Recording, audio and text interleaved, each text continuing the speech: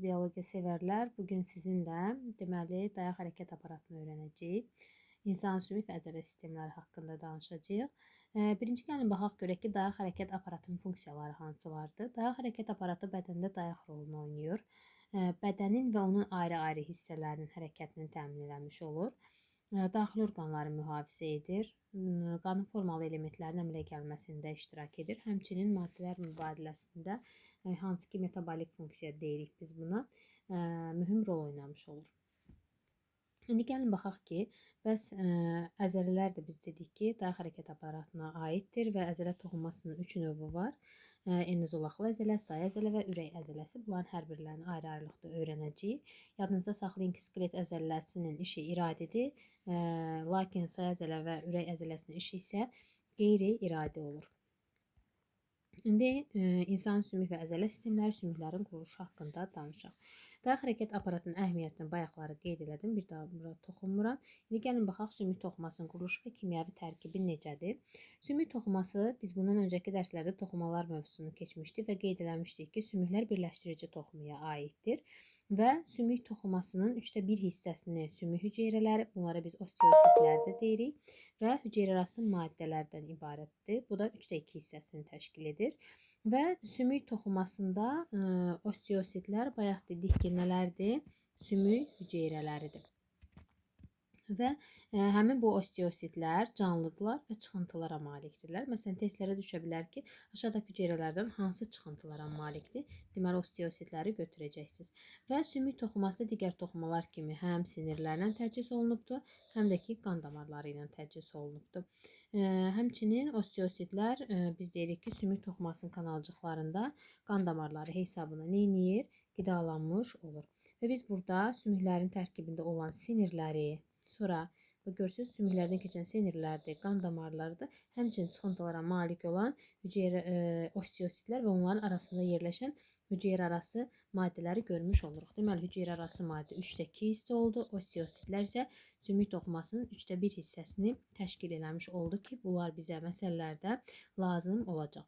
Və sümük toxumasının tərkibində yadınızda saxlayın, həm üzvü maddələr var, həm də qeyri-üzvü maddələr var. Bəs yaxşı, bu maddələr sümük üçün hansı funksiyanı yerinə yetirir? Yəni əhəmiyyəti nədir? Üzvü maddələr yadınızda saxlayın, elastikliyi təmin edir. Qeyri-üzvü maddələr sərtlik və möhkəmliyi təmin edir. Məsələn, yaş artdıqca üzvü maddələr azalır, qeyri-üzvü maddələr artır. Biz bunu əyani şəkildə məsələn necə sizə göstərə bilərik? Görürsünüz, balaca uşaqlar dəfələrlə yıxılırlar. Və bu yıxılma onların belə deyək də tez-tez sümüklərin sınmasına gətirib çıxarmır. Niyə? Çünki onların sümükləri elastikdir. Üzvü maddə çoxdur uşaqların sümüyünün tərkibində. Lakin yaş ötdükcə, məsələn, qoca nənə babalarımız, belə deyək də 60-70 üstü yaş olan insanlarda demək olar ki, üzvü maddələrin miqdarı çox az miqdarda olur. Qeyri-üzvü maddənin miqdarı artır. Ona görə sümüklər az bir belə deyək də yıxılma nəticəsində sümüklərin sınmasını biz müşahidə edirik. Bu isə onların sümüklərinin tərkibində üzvü maddələrin azlığına və sümüklərin kövrək olmasına gətirib çıxarmış olur. Sonra sümüklərin quruluşuna baxaq. Deməli, siz sümüklərin quruluşuna baxanda xaricdən sərt, daxildən isə süngər maddədən ibarət olduğunu görürsünüz. Baxın, şəkildə süngəri maddəni görürük və xaricdən sərt maddə olan maddənin örtüldüyünü müşahidə edirik. Deməli, bu sərt maddə sümük üslüyüdür. Sümük üslüyü soruşsalar hansı toxumadır? Birləşdirici toxumadan əmələ gəlmişdir və sümük üslüyünün mütləq funksiyalarını bilməlisiniz. Sümük üslüyünün funksiyaları nədir? Bir neçə funksiya yerinə yetirir. Həm qidalanma, həm mühafizə. Sümüklərin, sınmış sümükləri regenerasiya edir. Həmçinin də sümüyün eninə böyüməsinə rol oynayır biz deyirik. Süngəri maddə qan yaradıcıdır. Yəni, daha doğrusu süngəri maddənin boşluqlarında qırmızı sümük iliyi var ki, bunlar da qan yaradıcı funksiyasını yerinə yetirirlər. Deməli, sümüklər həm uzunluğa böyüyür, həm eninə böyüyür. Sümük üslüyü hansı böyüməni təmin elədi? Eninə böyüməni təmin elədi. Uzunluğa böyüməni təmin edənlər isə bu sümüklərin ki, belə deyək, uclarında yerləşən qığırdaq təbəqəsi var. Həmin o hüceyrələrin daxilindəki hüceyrələr bölünür və nəticədə sümüklər uzunluğa böyümüş daha doğrusu olur.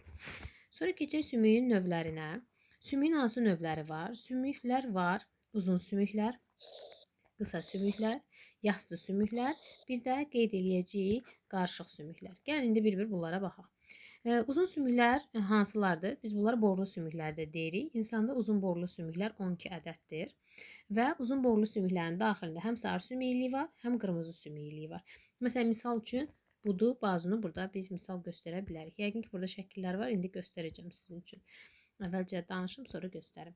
Deməli, qısa sümüklər hansılardır? Qısa sümüklər də özləri iki cür olur. Deməli, qısa sümükləri iki yerə bölürük. Bir, qısa süngəri sümüklər, bir də qısa borulu sümüklər. Bunları nəyə misal göstərə bilərik? Qısa borulu sümüklərə falanqaları, ayaq darağını, əl darağını misal göstərə bilərik. Qısa süngəri sümüklərə isə əl darağı arxası və ayaq darağı arxası sümükləri misal göstərə bilərik. Yastı sümüklər hansılardır? Ümumiyyətlə, yastı sümüklərin funksiyaları ondan ibarətdir ki, müdafiə funksiyasını yerinə yetirir, dayaq funksiyasını yerinə yetirir və əsasən süngəri maddədən ibarətdir. Biz yastı sümüklərə nələri misal göstərə bilərik? Kəllə qapağı sümüklərini, çanaq sümüklərini, qabırğaları, bunları döş sümüyünü məsələn misal göstərə bilərik. Qarışıq sümüklər isə məsələn fəqərələri misal göstərə bilərik. Daha sonra üst skeleti sümüklərini misal göstərə bilərik. Bunlar da qarışıq sümüklərə aiddir. Gəlin burada verilən sümükləri bir dənə baxaq. Məsələn biz but sümüyünü görürük. But sümüyü hansı sümüyə aid oldu? Uzun borlu sümüyə. Daha sonra ayaq sümüklərini görürük. Ayaq daraq arxası qısa süngəri, falanqalar və əl darağı qısa borulu sümüklərə aiddir. Çanaq sümüyü yastı sümükdür, fəqərələr qarışıqdır, bazu uzun boruludur, qabırğa isə biz dedik ki, yastı sümüklərə aiddir. Daha sonra davam eləyək. İnsanın skeletinin quruluşuna gəlin baxaq. Görək insanın skeleti hansı hissələrdən ibarətdir. Gəlin birinci sümük birləşmələrindən danışaq. Sümük birləşmələri deməli necə olur? Var hərəkətsiz, yarım hərəkətli, bir də hərəkətli. Bunların bir-birindən fərqi nədir?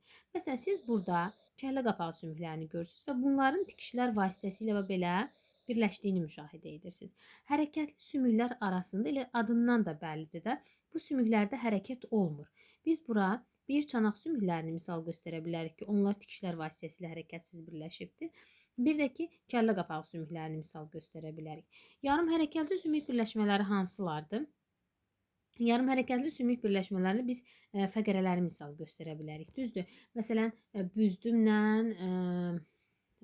oma hərəkətsizdir. Birinci boyunla ikinci boyun hərəkətlidir. Yerdə qalanların hamısı biz deyirik yarım hərəkətlidir. Daha sonra baxın burada insanın skeleti görünür. Biz insan skeletini deməli ümumiyyətlə indi skelet hissəsini keçəndə deyəcəyik ki, kəllə skeleti, gövdə skeleti, bir də ətrafların skeletinə bölünür. Kəllə skeleti özü iki hissədən ibarətdir. Bir beyin üst şöbəsi, bir də ki bir beyin şöbəsi, bir də ki üst şöbəsi. Beyin şöbəsində 8 sümük, üst şöbəsində isə 15 sümük var deyirik. Daha sonra ətraf sümükləri, məsələn yuxarı ətrafın qurşağına 2 dənə bu körpücüyə aiddir. Bir də 2 dənə bu hissədə kürək sümükləri aiddir. Uzun, deməli, yuxarı ətrafın bu oldu, qurşağı. Sərbəstini isə bazu aiddir, said aiddir. Said hansı ki mil, bir də ki dirsək sümüyündən ibarətdir, bir də əl sümüklərindən aiddir. Əl sümüklərdəki falanqalar və əl daraq arxası sümüklərinə aid olmuş olur. Aşağı ətrafın qurşağına 2 dənə çanaq sümüyü aiddir. Baxın, çanaq sümüklərini görürsünüz. Bu arxadan görünüşü, o digəri öndən görünüşüdür. Sonra biz aşağı ətrafın sərbəst hissəsinə deməli but sümüklərini misal göstərə bilərik. Daha sonra baldır sümüklərini, hansı ki qamış və inci sümüyü, bir də ki ayaq pəncəsi sümüyü, hansı ki onlar da falanqalardan qısa, bir də ki ayaq darağı və ayaq darağı arxası sümüklərindən ibarət olmuş olur. Şəkillərə mütləq diqqət edirsiniz, bilirsiniz ki, şəkillər düşür. Bəs yaxşı, hərəkətli sümük birləşmələri hansılardır? Hərəkətli sümük birləşmələri oynaq adlanır və oynağın üzərində oynaq kisəsi var. Bu şəkillərə diqqət yetirin. Burada bel fəqərələri, burada isə qığırdaq diski görünübdür. Fəqərələr arasında yerləşən qığırdaq diski. Deməli, burada da oynaq boşluğudur, oynaq kisəsidir, oynaq çuxurudur və bazı sümüyünün başçığıdır. İndi bu haqda danışacağım. Deməli, hərəkətli sümük birləşmələrində oynaq var. Oynağın üzərini oynaq kisəsi örtür və oynaqları əmələ gətirən sümüklərin üzərində də oynaq qığırdağı olur ki, oynaq kisəsinin daxilində də oynaq mayeəsi olur. Baxın, biz burada oynaq boşluğunu gördük, bir də oynaq çuxurunu gördük. Oynaq kisəsi də bu hissədə də oynaq kisəsi yerləşmiş oldu. Və bu kisənin əhəmiyyəti, yəni bu kisənin daxilində olan oynaq mayyəsinin əhəmiyyəti ondan ibarətdir ki, bu sürtünməni azaldır. Bir də ki, oynaq səthlərini zədələnmədən qoruyur. Hərəkəti rahat şəkildə bizim etməyimizə kömək eləmiş olur. Və bəs oynaq nədir? Oynaq çuxuru və oynaq başından ibarət. Elə bil ki, oynaq başı oynaq çuxurunun içərisinə girir və hərəkətli sümük birləşmələrini məsələn elə bu şəkildə bizə göstəriblər. Nəyi misal göstərə bilərik? Budla çanağı, alt çənəylə gicgah sümüyünü, kürəklə bazunu, sonra diz qapağı sümüklərini misal göstərə bilərik. Oynağa əmələ gətirən sümüklər ümumiyyətlə yadınızda saxlayın. Sümüyü sümüyə birləşdirən bağ, əzələni sümüyə birləşdirən vətərdir. Və bağlar bir-biri ilə biz deyirik əsasən liflərdən ibarət olan birləşdirici toxumadan təşkil olunmuşdur.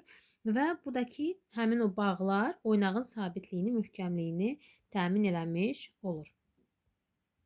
Daha sonra davam eləyək. Bayaq qeyd elədim əslində. İnsan skeleti 3 hissədən ibarətdir. Kəllə, gövdə və ətrafların skeletindən. Kəllənin skeleti də hansı hissələrdən ibarət oldu? Bir, beyin şöbəsindən, bir də üst şöbəsindən. Baxın, beyin şöbəsi bu hissədir. Üst şöbəsi deyəndə də bu hissə nəzərdə tutulur. İndi gəlin baxaq ki, beyin şöbəsi, üst şöbəsində yadınızda saxlayın. Yeganə hərəkətli sümük alt çənə sümüyüdür. Və alt çənə sümüyü gəlir gicgah sümüyünə birləşir. Baxın, bu alt çənə sümüyüdür. Yəni istəyirsiniz bunun rəngini mən dəyişim. Aha, deməli bu alt çənə sümüyüdür və bu isə sarı rəngdən verilən gicgah sümüyüdür. Və bu burada hərəkətli birləşmə əmələ gətiribdir və yeganə üz skeletində olan sümük alt çənə sümüyüdür ki, bu gicgahdan hərəkətli birləşmə əmələ gətirmişdir. Daha sonra məsələn üzdə olan sümüklər, məsələn birinci gəlin beyin hissəsində olan sümüklərə baxaq. Alın sümüyüdür, təpə sümüyüdür. Bax burada deməli alın, burada qeyd olunubdur. Alın hissəni görürsüz. Sonra təpə hissəni görürsüz. Bu hissə təpədir. Bu hissə ənsədir. Bu hissə isə gicgah sümüyüdür. Sonra üst şöbəsində olan sümükləri də burada qeyd olunubdur, amma sizə düşmür. Sadəcə hansı sümüklər üst sümüyünə, hansılar beyin şöbəsinə aiddir, onları bilsəz kifayət edir. Gövdə skeletinə nələr aiddir? Gövdə skeletinə biz deyirik ki, mən həmişə uşaqlara deyirəm, doq sözü ilə yadınızda saxlayın. Yəni döş sümüyü gövdə skeletinə aiddir. Döş sümüyü aiddir.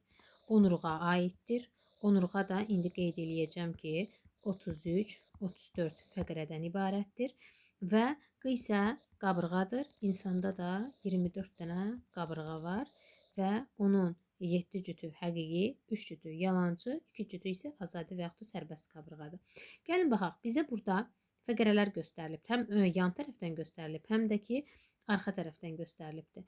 Deməli, 33-34 fəqərədən bayaq qeyd elədim. 7-si boyun, 12-si döş, 5 bel, 5 oma və 4-5 büzdüm fəqərələri vardır.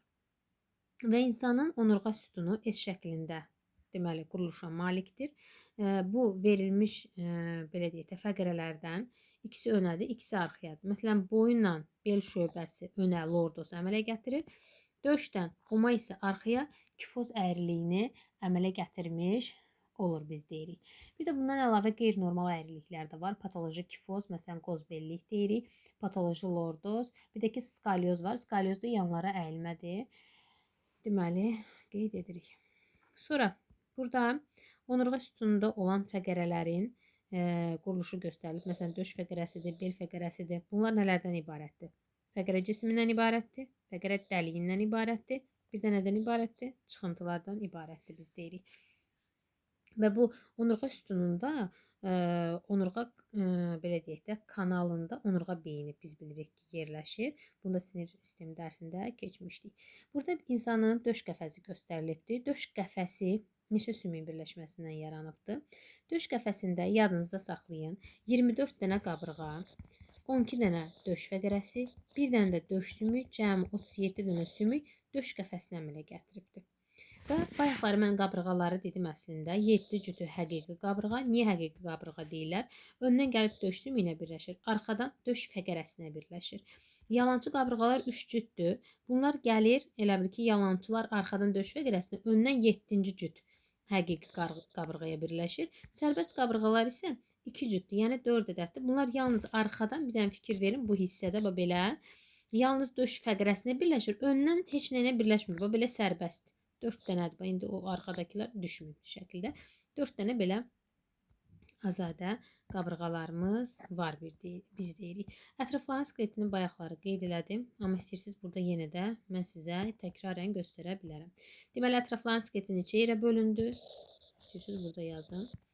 Deməli, bir çanaq, çanaq deyirəm.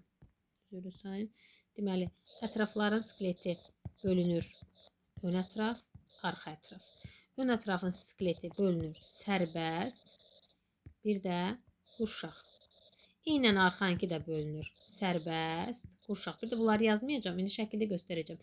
Məsələn, ön ətrafın qurşağına 2 kürək, bir də 2 körpücüyə aid. İndi onlar hansılardır? Gəlin göstərim. Baxın, körpücüyün biri budur. İndi bir dənə ətrafı göstəriblər də burada. Bir dənə də bax bu kürəkdir. Bir körpücük, bir kürək. Bu çiyin qurşağına aiddir. İndi ön ətrafın çiyin qurşağına neçə sümüyə aid oldu? 4 sümüyə aid oldu. Neçə növ sümük desələr, körpücük qarışıq sümükdür. Kürək yastı sümükdür. Yadınızda saxlayın. Sonra getdik nəyə? Yuxarı ətrafın sərbəst hissəsinə. Bura bazu sümüyə aiddir. Baxın, bir dənə bazudur.